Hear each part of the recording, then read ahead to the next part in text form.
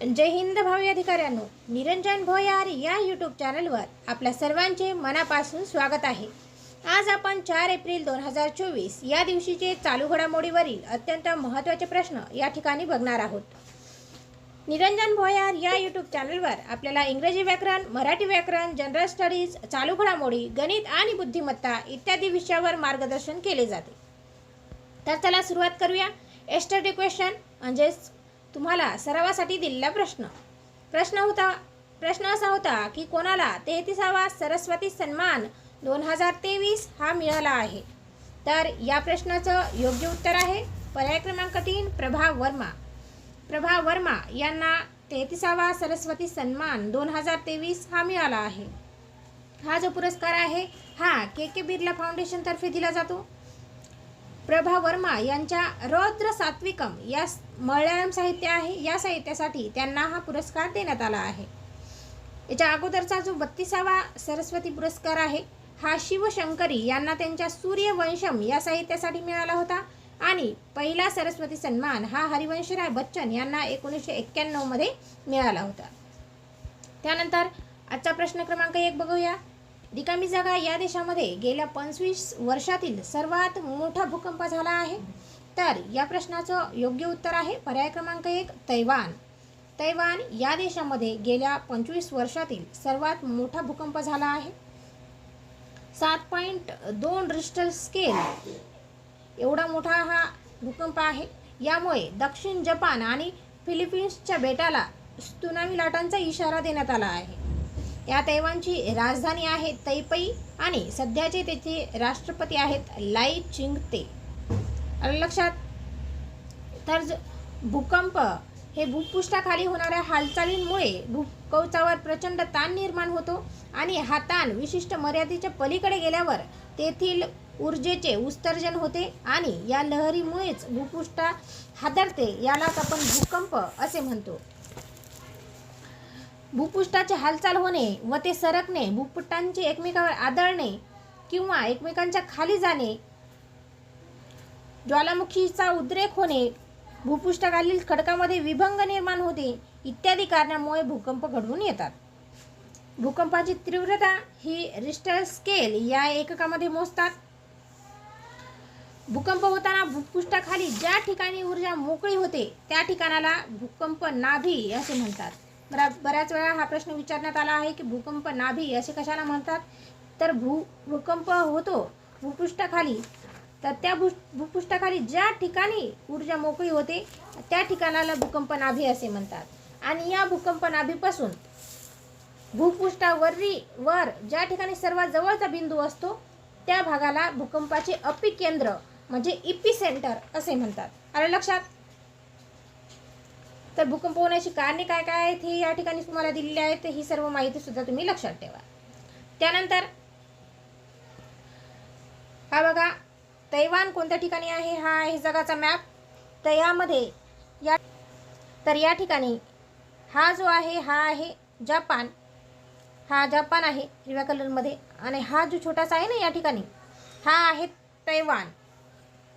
जपानच्या पश्चिम दिशेला या ठिकाणी हा तैवान आहे आणि यामुळे या खालील जे हे फिलिपिन्स वगैरे देश आहेत, मलेशिया, इंडोनेशिया हे या ठिकाणी आहेत, तर या फिलिपिन्सला आणि दक्षिण जपानला त्सुनामीचा इशारा देण्यात आला आहे। कारण या भूकंपामुळे त्सुनामीच्या लाटा निर्माण होत असतात। भूकंप हे भूपृष्ठ आदळल्यामुळे मोठमोठ्या लाटा अशा 12 ते 15 मीटर उंचीच्या लाटा निर्माण होत असतात, त्याला त्सुनामी लाटा असे म्हणतात। तर या त्सुनामीचा इशारा हा दक्षिण जपान आणि फिलिपिन्सच्या जे बेट आहेत यांना देण्यात आला आहे। आलं लक्षात? तर भूकंपाच्या 3 लहरी असतात, त्यामध्ये प्राथमिक लहरी असतात, दुय्यम लहरी असतात आणि भूपृष्ठ लहरी असतात। तर त्यापैकी ज्या भूपृष्ठ लहरी असतात ह्या सर्वात विनाशकारी असतात। आलं लक्षात? प्रश्न क्रमांक 2 बघूया। रिकामी जागा हा देशातील सर्वात मोठा प्रश्न क्रमांक 2 बघूया। रिकामी जागा हा देशातील सर्वात मोठा व्याघ्र प्रकल्प आहे। तर या प्रश्नाचं योग्य उत्तर आहे पर्याय क्रमांक 2 नागार्जुन सागर श्रीशैलम हा जो आहे हा देशातील सर्वात मोठा व्याघ्र प्रकल्प आहे। हा व्याघ्र प्रकल्प जो आहे तो आंध्र प्रदेश या राज्यामध्ये पसरला आहे आणि 3296 चौरस किमीपर्यंत हा पसरला आहे. एवढा मोठा हा व्याघ्र प्रकल्प आहे. तर कशामुळे चर्चित आहे बघा, तर हा नागार्जुन सागर श्रीशैलम व्याघ्र प्रकल्प आणि श्री व्यंकटेश्वर राष्ट्रीय उद्यान यांना जोडणारा जो कॉरिडॉर आहे, या कॉरिडॉरमधील जागा जी आहे ती भारतमाला प्रकल्प आहे.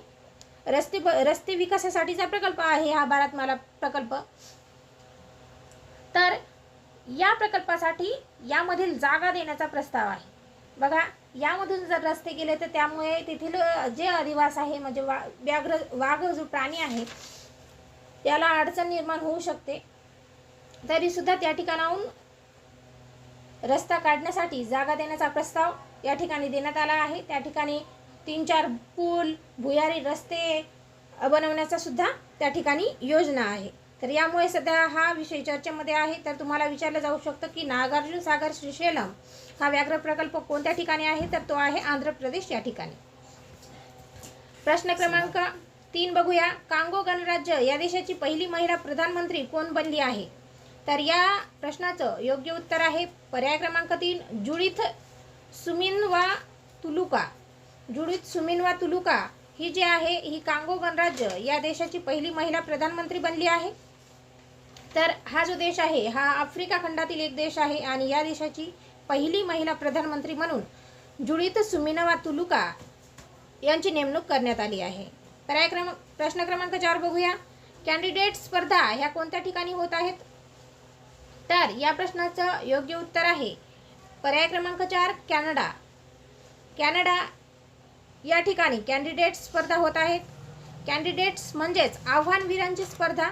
ही स्पर्धा टोरंटो या ठिकाणी होत आहे, म्हणजे कॅनडामधील ठिकाण आहे टोरंटो. आणि यामध्ये 5 भारतीय बुद्धिबळपटूंचा सहभाग आहे. यामध्ये आर प्रज्ञानंद, डी गुकेश, विदित गुजराती, कोनेरू हम्पी, आर वैशाली हे जे बुद्धिबळपटू आहेत तेच या ठिकाणी सहभागी होणार आहेत.